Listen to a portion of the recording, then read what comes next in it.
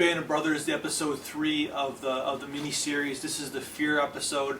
The main character of this episode is Private Blythe, who basically what this episode's about, in the prelude about with the old, like, the real life people who were part of the war, talking about fear, and we all have it. You know what I mean? We're not like, no matter what anybody says, we all have fear. We all have insecurities. It's all inside of our soul. And the ones who handle it like differently, the ones who handle it with they face fear, are the ones who kind of triumph in the end. That's kind of a cliche, but it's very much true. And it's not about, like, it's a certain character that people have, and it's not a judgment of any kind, because I don't know how I would be if I was in the war situation as well. But all we know is that Private Blythe has a problem with handling his fears.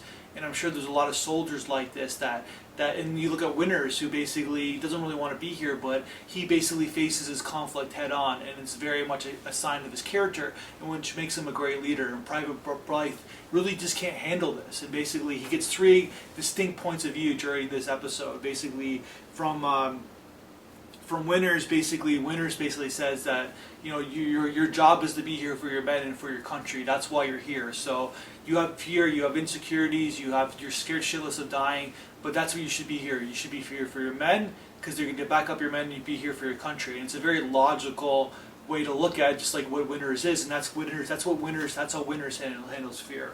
And the sergeant, basically, who is the kind of the maverick, if there was in the whole Easy Company, basically tells him that basically it's all a game. This is a game. It's like a football game. We're taking 1 yard at a time. That's our job as sergeant, and that's how he deals with his fear. He doesn't even really take it seriously in a way, but he just takes it as a game. We're here in the game of life, and this is what we're here to do. So basically, that's how he handles his fear. And then the lieutenant basically gives him the key advice that kind of like will end Blythe in the long run, where Blythe tells him the story about how he parachuted down and he didn't really want to find his people because he was a bit scared.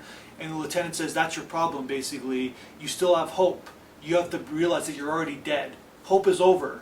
And basically, as soon as you realize that the hope is over, then basically you'll be fine. And of course, Blythe can't handle any of this, and he'll die in the end of the episode, because Blythe basically will volunteer in a certain excursion where he knows that it'll be the end of him, because as soon as the lieutenant tells him that, he doesn't really want to have that pain anymore. Think about, like, say you're on your deathbed and basically you know you're going to die. So basically you just want to get it over with, because why go through all that pain if you know you're going to die. That's what Blythe kind of does. So it's a very kind of fascinating intellectual episode about fear in the war, which I don't think has ever been done before in war. And actually, this episode is so good, there actually should be like a broad like a bigger stroke movie made about this kind of concept, because we don't seem to be talking about fear during these circumstances more, and we all feel it. That's my review.